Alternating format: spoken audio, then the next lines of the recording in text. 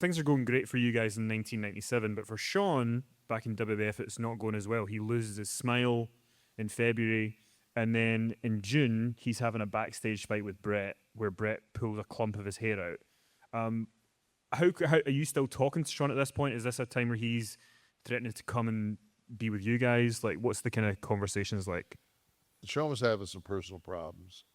He went through a divorce, and his buddies left, and but Vince wasn't letting him go anywhere near us. I mean, that would have. I'm sure they would have went out of business had they not had Shawn.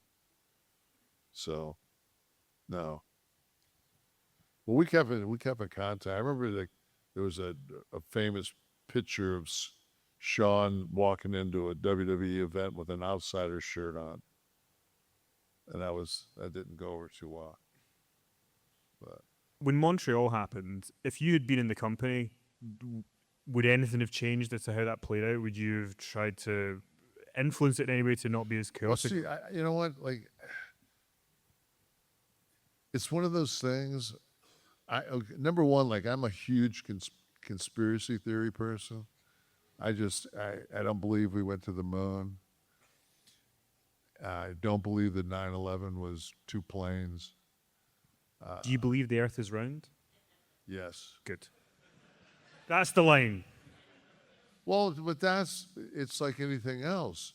See, I was very good in physics, especially at the college level. So, if the Earth was flat, anytime you see a shadow on the Earth, when the moon comes across, the shadow's round it. But if the Earth was flat, the shadow would be a line. Like I don't even see how people think that, like that. That's so easy to debunk. But 2 weeks ago, okay, so I live 68 miles from where the rockets go off from the Cape. And so our local news is basically like we get Space Coast news. So we know weeks ahead of time that shit's getting called off and everything else. So once again, it's like T-minus 2 days, and they're going to put 4 people, and they're going to get in this rocket, and they're not going to land, but they're going to, they're going to orbit the moon. And once again, something comes up, and so they actually spoke to one of and the guy actually said that they really weren't sure if they had the technology to get through the Van Allen radiation belt. Well, it's 2026, and we don't know if we can get through the radiation belt, but we sent up a rocket in '69, and we did it. And then when Ron Howard wanted to do this giant documentary about NASA and the moon landings, he sat down with the head of NASA and said, hey, can I get all the footage and all? And they went, we don't have any. We lost it all. We also don't have the calculations that we used. I'm thinking, well, can't you just watch Hidden Figures? Work backwards, like really, you guys didn't use an abacus to get to the moon? So Is this your way of saying you think Montreal was a work?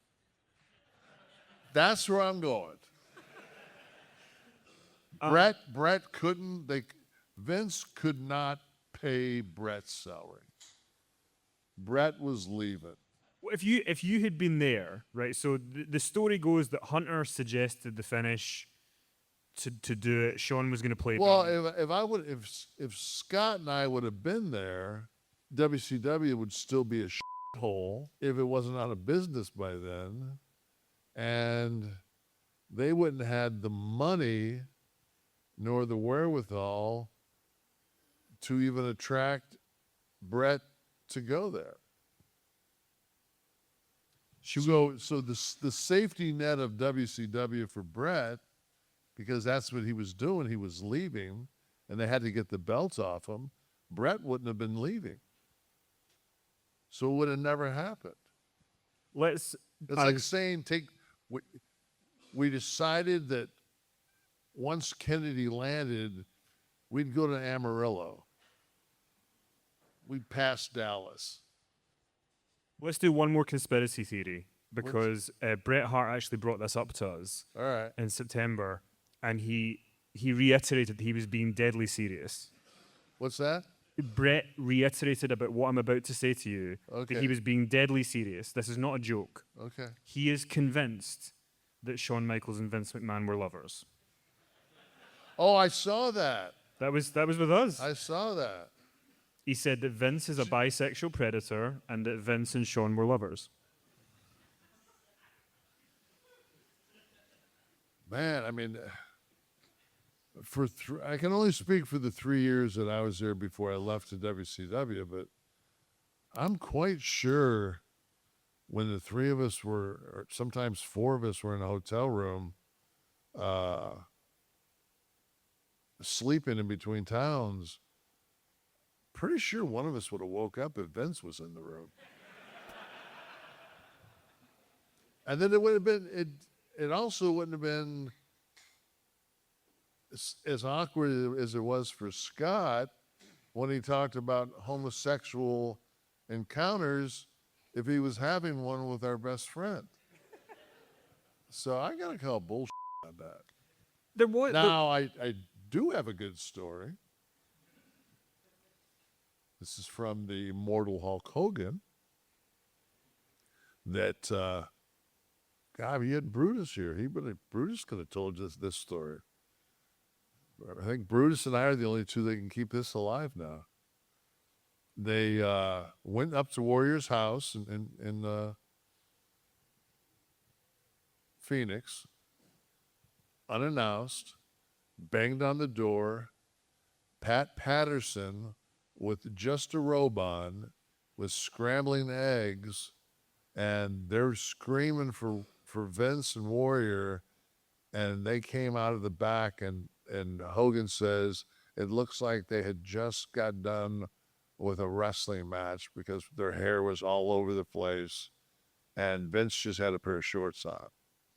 Now,